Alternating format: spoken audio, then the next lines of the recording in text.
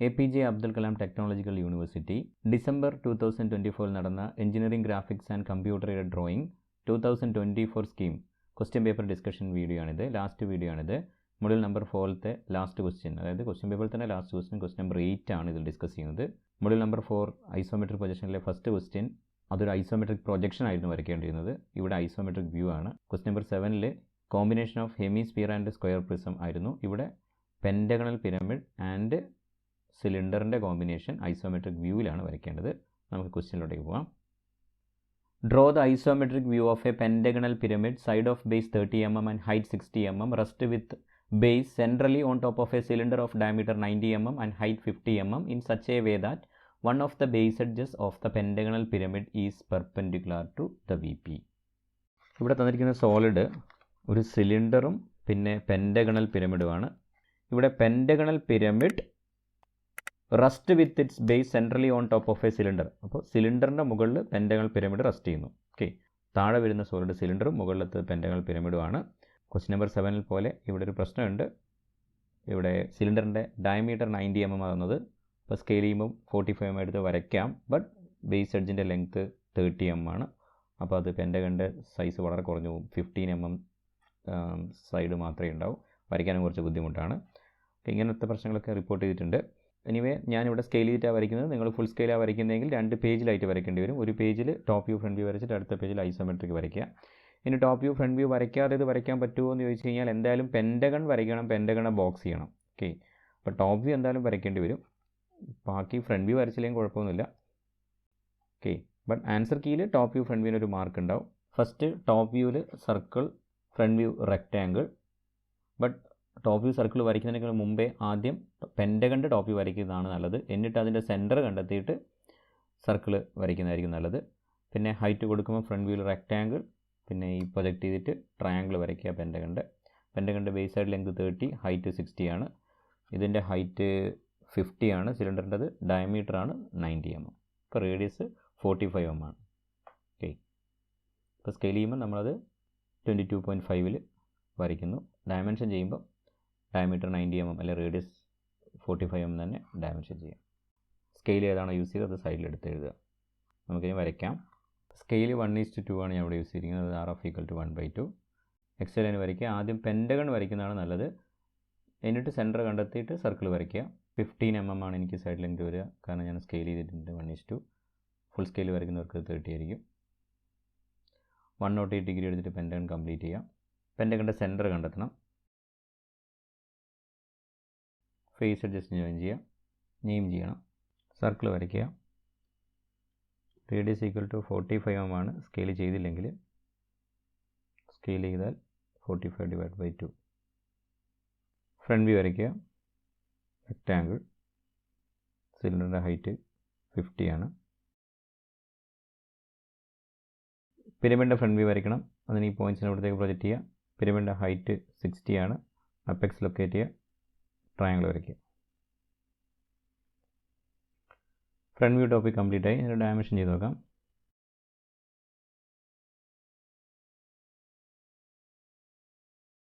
Orthographic projection complete ആയി. 3 to 4 marks കിട്ടും ഇത്രയും ചെയ്ത് കഴിഞ്ഞാൽ. നെക്സ്റ്റ് ഇതിൻ്റെ ഐസോമെട്രിക് വരയ്ക്കണം. അതിന് മുമ്പേ ഈ പെൻറ്റഗണിനെയും സർക്കിളിനെയും ബോക്സ് ചെയ്യണം. അപ്പോൾ അത് ചെയ്യാം. സർക്കിളിനെ ബോക്സ് ചെയ്യാം. ബോക്സ് വരച്ച് കഴിഞ്ഞ് നമുക്ക് മനസ്സിലാക്കാൻ വേണ്ടി തന്നെ നെയിം ചെയ്യാം. ബോട്ടം സോളിഡ് ആദ്യം വരയ്ക്കാം, അല്ലെങ്കിൽ ടോപ്പ് സോളിഡ് ആദ്യം വരയ്ക്കാം. ഇത് വേണമെങ്കിൽ ചെയ്യാം. ഞാനിപ്പോൾ ചെയ്യുന്നത് സിലിണ്ടറിനെ ആദ്യം വരയ്ക്കുകയാണ്. അപ്പോൾ സിലിണ്ടറിൻ്റെ 2 റോംബസ് ഉണ്ടാവും. ബോട്ടം റോംബസും ടോപ്പ് റോംബസും. ഐസോമെട്രിക് വ്യൂ ആണ്. ഇപ്പോൾ തന്നിരിക്കുന്ന ലെങ്ത് തന്നെ സിലിണ്ടറിൻ്റെ ബോക്സ് റോംബസ്, സിലിണ്ടറിൻ്റെ ബോക്സ് വരച്ചതിന് ശേഷം എലിപ്സ് പിന്നെയാണ് വരയ്ക്കുന്നത്. പിന്നെ പെൻറ്റഗണിൻ്റെ റോംബസ് ഈ സ്ക്വയറിൻ്റെ ഉള്ളിൻ്റെ റോംബസിൻ്റെ ഉള്ളിൽ കൊണ്ടുവന്നിട്ട് പെൻറ്റഗൺ ഹൈറ്റൊക്കെ കൊടുത്ത് പെൻറ്റഗൺ കംപ്ലീറ്റ് ചെയ്തതിന് ശേഷമാണ് 4 cm മെത്തേഡ് യൂസ് ചെയ്തിട്ട് എലിപ്സ് ചെയ്യുന്നത്. കാരണം പെൻറ്റഗണിൻ്റെ ബാക്കിലൊക്കെ ആയിട്ട് എലിപ്സിൻ്റെ കുറച്ച് പാർട്ട് വരും. ആ വരുന്ന പാർട്ട് വിസിബിൾ ഇൻവിസിബിൾ ലൈനൊക്കെ വരയ്ക്കാൻ അവസാനം എലിപ്സ് വരയ്ക്കുന്നതാണ് നല്ലത്. ഇനി ആദ്യം വരച്ച് കഴിഞ്ഞാൽ കുഴപ്പമൊന്നുമില്ല. ആദ്യം ഹൊറിസോണ്ടൽ തിൻ ലൈൻ വരച്ചിട്ട് അതിൽ P മാർക്ക് ചെയ്യുക. PQ PR 30 ഡിഗ്രി ആണ്. PP വെർട്ടിക്കൽ ലൈൻസൊക്കെ വെർട്ടിക്കലാണ്. പോയിൻ്റ് P ലൊക്കേറ്റ് ചെയ്തിട്ട് PS and PR P locate ചെയ്തതിനു ശേഷം 30 ഡിഗ്രി 2 സൈഡിലും എടുത്തിട്ട്, കാരണം ഇതൊക്കെ ഹൊറിസോണ്ടൽ ലൈൻസാണ്. ഇത് X ഡയറക്ഷണൽ ലൈനാണ്, ഇത് Y ഡയറക്ഷണൽ ലൈനാണ്. Xും Yയും 30 ഡിഗ്രി ഇൻക്ലൈൻഡ് ഉണ്ടാവും. 30 ഡിഗ്രി ഇൻക്ലൈൻ ലൈൻ വരയ്ക്കുക. ഇനി ഈ പോയിൻ്റ് എസ് ആണ്, ഈ പോയിൻ്റ് ആർ ആണ്. ഈ ലെങ്ത് എടുക്കേണ്ടത് 90 mm ആണ് എടുക്കേണ്ടത്. സ്കെയിൽ ചെയ്തിട്ടുണ്ടെങ്കിൽ 45 mm എടുത്തിട്ട് ഈ 2 പോയിൻ്റ് ലൊക്കേറ്റ് ചെയ്യാം. ഇത് ക്യൂ ആണ്, ഇത് എസ് ആണ്. ഇനി ആറ് കാണണം. ആറ് കാണണമെങ്കിൽ എസ് ആർ ക്യൂ ആറ് ആർക്ക് കട്ട് ചെയ്താൽ മതി, അല്ലെങ്കിൽ 30 ഡിഗ്രി ലൈൻസ് വരച്ചാൽ മതി, അല്ലെങ്കിൽ പി ക്യൂവിന് പാരലും പി എസിന് പാരൽ വരച്ചാൽ മതി. ഏതെങ്കിലും രീതിയിൽ ആറ് കണ്ടെത്തുക. സിലിണ്ടറിൻ്റെ ബോട്ടം ബേസിൻ്റെ റോംബസ് കിട്ടി. ഇനി ടോപ്പ് ബേസിൻ്റെ റോംബസ് കിട്ടണമെങ്കിൽ സിലിണ്ടറിന് ഹൈറ്റ് കൊടുക്കണം. ഹൈറ്റ് 50 ആണ് വരുന്നത്. സ്കെയിൽ ചെയ്ത ഒരു 25 എടുക്കുക, അല്ലാത്തൊരു 50 എടുത്ത് വരയ്ക്കുക.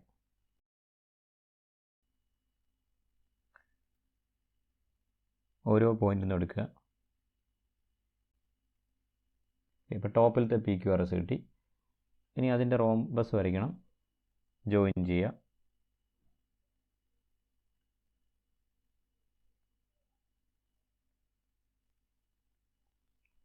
ഓക്കെ, സിലിണ്ടറിൻ്റെ ബോക്സ് കംപ്ലീറ്റ് ആയി. ഇനി ഹൊറിസോണ്ടൽ മെത്തേഡ് യൂസ് എലിപ്സ് വരയ്ക്കണം. അപ്പോൾ അത് വരയ്ക്കുന്നതിന് മുമ്പേ നമുക്കിതിൽ പെൻറ്റഗൺ വരയ്ക്കാം. പെൻറ്റഗൺ വരയ്ക്കാൻ വേണ്ടിയിട്ട് ഈ ലൈൻസ്, അതായത് ഈ കാണുന്ന ഈ ലൈൻ ഇതിനെ ഇവിടത്തേക്ക് കൊണ്ടുവരണം. ഓക്കെ, ഈ പോയിൻ്റ് 4, 1, 2, 3, അതായത് ഒരു റോംബസിൻ്റെ ഉള്ളിൽ പി ക്യു ആർ എസ് എന്ന് പറയുന്ന റോംബസിൻ്റെ ഉള്ളിൽ ഈ 1, 2, 3, 4 എന്നുള്ള റോംബസ് വരയ്ക്കണം. അപ്പോൾ ഇതിന് വേണ്ടിയിട്ട് 1, 2, 3, 4 എന്നുള്ള ബോക്സും പി ക്യു ആർ എസ് എന്നുള്ള ബോക്സും പെൻറ്റഗണും എന്തായാലും വരയ്ക്കണം. ഓക്കെ, ക്വസ്റ്റ്യൻ നമ്പർ 7 അതിൻ്റെ ആവശ്യമുണ്ടായിരുന്നില്ല. പക്ഷേ ഇവിടെ പെൻറ്റഗൺ പിരമിഡ്, എക്സ്റ്റേണൽ പിരമിഡ് ഇങ്ങനെ പോളിഗൺസ് വരുന്നുണ്ടെങ്കിൽ എന്തായാലും ടോപ്പിൽ വരച്ചാലേ നമുക്ക് ഈ ഡിസ്റ്റൻസ് ഒക്കെ കിട്ടും. കാരണം ഇതൊരു സ്ക്വയറിൻ്റെ ഉള്ളിൽ സ്ക്വയർ അല്ല, ഇതൊരു സ്ക്വയറിൻ്റെ ഉള്ളിൽ റെക്റ്റാങ്കിൾ ആണ്. അതുകൊണ്ട് ഈ പോയിൻ്റ് 4 എന്നുള്ള പോയിൻ്റ് കിട്ടണമെങ്കിൽ നമ്മൾ എസ്സിൽ നിന്ന് ഇവിടത്തേക്കുള്ള ഈ ഡിസ്റ്റൻസ്, അതായത് എസ്സിൽ നിന്ന് എസ് എന്നുള്ള പോയിൻ്റിൽ നിന്ന് ഇവിടത്തേക്കുള്ള ഈ ഡിസ്റ്റൻസ്, ആ ഡിസ്റ്റൻസ്, അതേപോലെ എസ്സിൽ നിന്ന് ഈ പോയിൻറ്റിലേക്കുള്ള ഡിസ്റ്റൻസ്, അത് എസ് മുതൽ ഇവിടെ വരെയുള്ള ഈ ഡിസ്റ്റൻസ്, ഇതൊക്കെ മെഷർ ചെയ്തിട്ട് ഇവിടെ കൊണ്ടുപോയി വരയ്ക്കണം. ഐസോമെട്രിക് പ്രൊജക്ഷൻ അല്ലാത്തതുകൊണ്ട് കൺവേർട്ട് ചെയ്യേണ്ട, ഡയറക്റ്റ് ഡിസ്റ്റൻസ് എടുത്താൽ മതി. ഇത് കോമ്പസിൽ ആർക്ക് കട്ട് ചെയ്താൽ മതി. എനിക്കിവിടെ കോമ്പസ് ഇല്ലാത്തതുകൊണ്ട് ഞാനിതിൻ്റെ ഡയമെൻഷൻ മെഷർ ചെയ്തിട്ടാണ് ചെയ്യുന്നത്. നിങ്ങളിങ്ങനെ ചെയ്യേണ്ട ആവശ്യമില്ല. അപ്പോൾ ഇതിൻ്റെ ഡിസ്റ്റൻസ് 24 ആണ് വന്നിരിക്കുന്നത്. അത് സ്കെയിൽ ചെയ്യാത്തപ്പോൾ സ്കെയിൽ ചെയ്ത് കഴിഞ്ഞാൽ 12 ആയിരിക്കും. ഈ ഡിസ്റ്റൻസ് 21 ആണ് വന്നിരിക്കുന്നത്. ഓക്കെ, അപ്പോൾ ഈ 24ഉം 24 ഈ ഡയറക്ഷനിലോട്ടേക്കും ഇവിടത്തേക്കും 21 ഇങ്ങോട്ടേക്കും എടുത്തു കഴിഞ്ഞാൽ നമുക്ക് ഈ ലൈന് കിട്ടും. ഇനി ഈ ഡിസ്റ്റൻസ് സെയിം അല്ല, അതായത് ക്യൂവിൽ നിന്ന് ഇവിടത്തേക്കുള്ള ഡിസ്റ്റൻസ് 24 ആയിരിക്കില്ല. അത് നമ്മൾ കാണണം. ആദ്യം നമുക്ക് ഈ 2 ലൈൻസും വരയ്ക്കാം, എന്നിട്ട് അതിലേക്ക് പോവാം. ഇങ്ങോട്ടേക്ക് 24 എടുക്കുന്നു, എന്നിട്ട് ഇവിടെ ലൈന് വരയ്ക്കുന്നു. ഇനി ഈ ഡിസ്റ്റൻസ് 21ലാണ് ഇങ്ങോട്ടേക്ക് എടുക്കേണ്ടത്. ഇത് ഞാനിപ്പോൾ പറഞ്ഞ ഡിസ്റ്റൻസ് നേരെ ഹാഫ് ആക്കണേ. ഞാൻ സ്കെയിൽ ചെയ്തിട്ടില്ലാത്തതാണ് ഇപ്പോൾ പറഞ്ഞത്. സ്കെയിൽ ചെയ്യുമ്പോൾ പറഞ്ഞ ഡിസ്റ്റൻസ് നേരെ ഹാഫ് ആവും.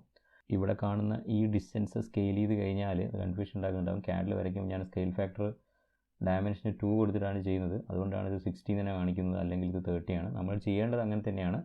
എന്താണോ ഡയമെൻഷൻ ആ ഡയമെൻഷൻ തന്നെ ചെയ്യണം. ഇത് ആക്ച്വലി 30 ആണ്, പക്ഷേ ഡയമെൻഷൻ ചെയ്യുമ്പോൾ 60 ഇടണം.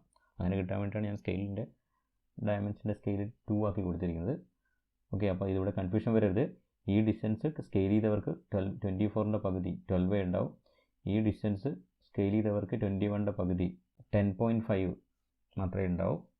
ഓക്കെ, അങ്ങനെയാണ് ഇത് എടുത്തിരിക്കുന്നത്. ഇനി ഫുൾ സ്കെയിലാണ് വരച്ചത് അവർക്കെങ്കിൽ ഇത് 24ഉം 21ഉം ആയിട്ടാണ് കിട്ടുക.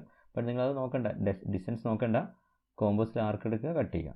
ഓക്കെ, ഇതുപോലെ ബാക്കി ഇവിടെ കംപ്ലീറ്റ് ചെയ്യുക. അങ്ങനെ കംപ്ലീറ്റ് ചെയ്യുമ്പോൾ ഇത് സെയിം ആയിരിക്കും, ഈ ഡിസ്റ്റൻസ് സെയിം ആയിരിക്കും. കാരണം പെൻറ്റഗൺ ഇതിനെ പോട്ട് സിമ്മട്രിക്കാണ്, കണ്ടോ, ഇത് 21 തന്നെ ഉണ്ട്. അതേപോലെ ഇത് 24 തന്നെയായിരിക്കും. ഓക്കെ, അപ്പോൾ ഈ ലൈനും കൂടെ നമുക്ക് വരയ്ക്കാം. ഇങ്ങോട്ടേക്ക് 21, അതായത് സ്കെയിൽ ചെയ്തവർക്ക് 10.5, അല്ലാത്തവർക്ക് 21, എന്നിട്ട് ഇവിടെ വരയ്ക്കുക. ഓക്കെ, ഇനി ഈ ഡിസ്റ്റൻസും കൂടെ കിട്ടണം. ഈ ഡിസ്റ്റൻസ്, അതായത് ക്യൂവിൽ നിന്ന് ഈ ലൈനിലേക്കുള്ള ഡിസ്റ്റൻസ് നമുക്ക് ഡയമെൻഷൻ ചെയ്ത് നോക്കാൻ എത്രയാണ് കിട്ടുന്നത്. 19 ആണ് കിട്ടുന്നത്. അപ്പോൾ ഇവിടെ 24 ആണ്, രണ്ട് സെയിം അല്ല. അപ്പോൾ 19 ആകുമ്പോൾ ഫുൾ സ്കെയിൽ ആയവർ 19 mm എടുക്കുക. ഞാൻ എന്നെപ്പോലെ ഹാഫ് സ്കെയിൽ യൂസ് ചെയ്യുന്നത്, അത് 1:2 വരയ്ക്കുന്നവർ 19/2 9.5 എടുക്കുക. അതായത് കട്ട് ചെയ്യുക കേട്ടോ, ആർക്യൂസ് കട്ട് ചെയ്യുക. ഇങ്ങനെ ഡിസ്റ്റൻസ് എടുക്കേണ്ട ആവശ്യമില്ല. ഓക്കെ, അപ്പോൾ നമുക്കിവിടെ PQRSൻ്റെ ഉള്ളിൽ 1 2 3 4 കിട്ടി. അത് നെയിം ചെയ്യും. ഇനി ഇതിൻ്റെ ഉള്ളിൽ പെൻറ്റഗണിൻ്റെ സൈഡ് കൊണ്ടുവരണം. ഓക്കെ, അപ്പോൾ വളരെ ചെറുതാണ്, അതാണ് ഇതിൻ്റെ ബുദ്ധിമുട്ട് സ്കെയിൽ ചെയ്യുമ്പോഴുള്ള. അതായത് ഈ 4E ഡിസ്റ്റൻസ് A1 ഡിസ്റ്റൻസ് അതിനോട് സെയിം ആയിരിക്കും, അത് ഇവിടുത്തെ കൊണ്ടുവരണം. അതേപോലെ 1B ഡിസ്റ്റൻസ് 1 to 2 ഇവിടെ കൊണ്ടുവരണം. അതേപോലെ 4D അത് സെയിം ആയിരിക്കും. 3C ഡിസ്റ്റൻസ് 3 to 2 ഇവിടെ കൊണ്ടുവരണം. വ്യൂ ആയതുകൊണ്ട് കൺവേർട്ട് ചെയ്യേണ്ട. ഓക്കെ, അപ്പോൾ അതാണ് ഇപ്പോൾ ഇനി ചെയ്യാൻ പോകുന്നത്. അങ്ങനെ കൊണ്ടുവരാൻ 4 to E ഡിസ്റ്റൻസ് അല്ലെങ്കിൽ 1 to E ഡിസ്റ്റൻസ് നിങ്ങൾക്ക് കോമ്പസിലെടുത്തിട്ട് 1 to E കട്ട് ചെയ്യുക. അത് തന്നെ 4 to 1 കട്ട് ചെയ്യുക. അപ്പോൾ നമുക്ക് E ആയി കിട്ടും. ഇനി ഞാൻ കട്ട് ചെയ്യാൻ പറ്റാത്ത ഞാൻ ഡയമെൻഷൻ മെഷർ ചെയ്യുന്നതാണ്. ഈ ഡിസ്റ്റൻസ് 9 mm ആണ് കിട്ടുന്നത്. അതുപോലെ അപ്പോൾ ഇതും 9 ആയിരിക്കും, 4T 9 ആയിരിക്കും. അപ്പോൾ സ്കെയിൽ ചെയ്തവർ 4.5 എടുക്കുക, അല്ലാത്തവർ 9 എടുക്കുക. നിങ്ങൾ ഡിസ്റ്റൻസ് എടുക്കേണ്ട കോമ്പസ് കട്ട് ചെയ്തോ. പിന്നെ ഈ ഡിസ്റ്റൻസ് കാണണം, അത് 29 ആണ് കിട്ടുന്നത്. 3 to C ഡിസ്റ്റൻസ് 24 ആണ് കിട്ടുന്നത്. അത് 12 എടുത്ത് ഞാൻ വരയ്ക്കേണ്ടി വരും, അല്ലാത്തവർ 24 എടുത്ത് വരയ്ക്കുക. ഞാൻ വീണ്ടും പറയുകയാണ്, നിങ്ങളങ്ങനെ വരയ്ക്കരുത്, നിങ്ങൾ RQs കട്ട് ചെയ്യുക. ഇതാണ് A, ഇതാണ് E, ഇത് B, ഇത് D, ഇത് C. ഇനി ഇതിൻ്റെ സെൻറ്റർ കാണണം. സെൻറ്റർ കണ്ടിട്ട് അപ്പെക്സ് ലൊക്കേറ്റ് ചെയ്യണം. സെൻറ്റർ കാണണമെങ്കിൽ O ആണ് ലൊക്കേറ്റ് ചെയ്യേണ്ടത്. OC ആൻഡ് ഈ ആക്സിസ് ലൈൻ അത് ഇവിടെ വരച്ചാൽ മതി. അല്ലെങ്കിൽ ഇത് രണ്ടിൻ്റെയും സെൻറ്റർ കോൺസെൻട്രിക് ആണ്. അതായത് സിലിണ്ടറിൻ്റെ സെൻറ്ററും പെൻറ്റഗണിൻ്റെ സെൻറ്ററും കോയിൻസൈഡ് ചെയ്യുന്നുണ്ട്. അപ്പോൾ സിലിണ്ടറിൻ്റെ സെൻറ്റർ എന്ന് പറഞ്ഞാൽ റോംബസിൻ്റെ ഡയഗണൽ ജോയിൻ ചെയ്താൽ കിട്ടും. അപ്പോൾ ആ പോയിൻ്റ് ആയിരിക്കും ബേസിൽ ആക്സിസിൻ്റെ ബോട്ടം പോയിൻ്റ് കിട്ടുക. ആ പോയിൻ്റ് കിട്ടിക്കഴിഞ്ഞിട്ട് ഹൈറ്റ് 60 കൊടുക്കുക. കൺവേർട്ട് ചെയ്യാത്തവർ കൺവേർട്ട് ചെയ്തവർ 30 കൊടുത്തിട്ട് ഈ അപ്പെക്സ് O ലൊക്കേറ്റ് ചെയ്തിട്ട് OA OB OC OD join ചെയ്യാൻ പറ്റും. ഔട്ടർ ബോക്സിൻ്റെ ഡയഗണൽ വരയ്ക്കണം, അല്ലാതെ ഇന്നർ ബോക്സിൻ്റെ അല്ല. ഇതായിരിക്കും അതിൻ്റെ സെൻറ്റർ. ഈ പോയിൻ്റിൽ നിന്ന് ഹൈറ്റ് 60, കൺവേർട്ട് ചെയ്തവർ 30. പോയിൻറ്റ്സ് ജോയിൻ ചെയ്ത് പെൻറ്റഗണൽ പിരമിഡിൻ്റെ ഐസോമെട്രിക് വരയ്ക്കുക. ഇത് വിസിബിൾ ആയിരിക്കും.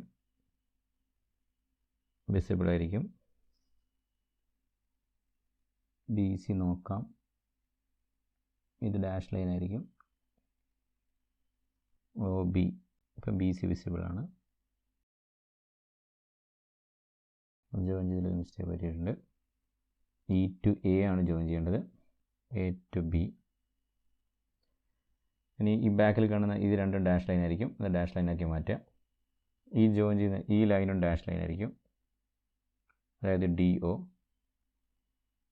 ബാക്കി ലൈൻസൊക്കെ തിക്ക് ലൈൻ യൂസ് ചെയ്ത് വരയ്ക്കുക. അങ്ങനെ പെൻറ്റഗണൽ പിരമിഡിൻ്റെ ഐസോമെട്രിക് കംപ്ലീറ്റ് ആയി. ഇനി ഇതിൽ സിലിണ്ടറിൻ്റെ എലിപ്സ് വരയ്ക്കണം. 4 സെൻറ്റർ മെത്തേഡ് യൂസ് ചെയ്തിട്ട് ടോപ്പിലും ബോട്ടത്തിലും രണ്ടിടത്തിലും എലിപ്സ് വരയ്ക്കണം. അതിന് SRൻ്റെ മിഡ് പോയിൻറ്റിൽ നിന്ന് ഓപ്പോസിറ്റ് കോർണറിലേക്ക് ലൈൻ ജോയിൻ ചെയ്യുക. അതേപോലെ RQൻ്റെ മിഡ് പോയിൻറ്റിൽ നിന്ന് Pയിലേക്ക്, ഓപ്പോസിറ്റ് കോർണർ Pയിലേക്ക് ലൈൻ ജോയിൻ ചെയ്യുക. SP നിന്നും SRലേക്ക് ജോയിൻ ചെയ്യണം. ബട്ട് ആ ജോയിൻ ചെയ്ത് കഴിഞ്ഞാൽ ഈ പോയിൻറ്റിലൂടെ, ഡയഗണലിലൂടെയുള്ള ഈ സെയിം പോയിൻറ്റിലൂടെ പാസ് ചെയ്യുക. അപ്പോൾ ഓൾറെഡി കുറേ ലൈൻസ് വരുന്നതുകൊണ്ട് കൺഫ്യൂഷൻ ഒഴിവാക്കാൻ വേണ്ടി ഞാനത് ചെയ്യുന്നില്ല. ചെയ്ത് കഴിഞ്ഞാലും രണ്ട് സെയിം പോയിൻ്റ് തന്നെ കിട്ടുക. ഞാൻ കാണിച്ചു തരാം നിങ്ങൾക്ക്. അതായത് ഇതിൻ്റെ മിഡ് പോയിൻ്റിൽ നിന്ന് ഈ ആറിലേക്ക് ജോയിൻ ചെയ്യുമ്പോൾ കണ്ടോ, അത് പാസ് ചെയ്ത് പോയ ഈ പോയിൻ്റ്, ഈ 3 ലൈനും മീറ്റ് ചെയ്യുന്നത് ഒരു പോയിൻ്റിലായിരിക്കും. ഓക്കെ, ഇതാണ് ഫസ്റ്റ് സെൻറ്റർ. അങ്ങനെ ഈ ലൈൻ വരയ്ക്കണം നിർബന്ധമില്ല. ഡയഗണലും ഒരു ലൈനും കൂടെ വരച്ചാൽ മതി. അത് രണ്ടും തമ്മിൽ മീറ്റ് ചെയ്യുന്ന പോയിൻ്റ് തന്നെയായിരിക്കും. ഇതും അടുത്ത സൈഡിൻ്റെ മിഡ് പോയിൻ്റിൽ നിന്ന് ഓപ്പോസിറ്റ് കോർണറിലേക്ക് ജോയിൻ ചെയ്യുമ്പോഴും.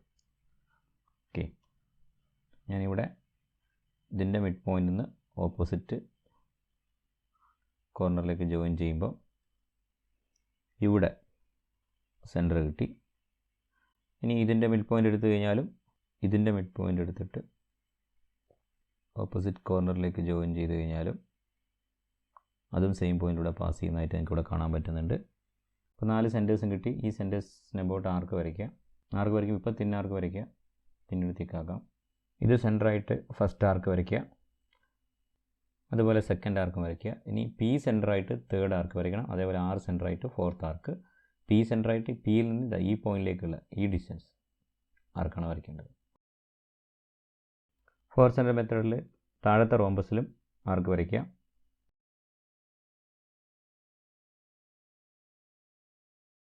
സെൻറ്റേഴ്സ് കിട്ടി കഴിഞ്ഞു. ഈ റേഡിയസിൽ ആർക്ക് വരയ്ക്കുന്നു. പി സെൻറ്ററായിട്ട് ഈ റേഡിയസിൽ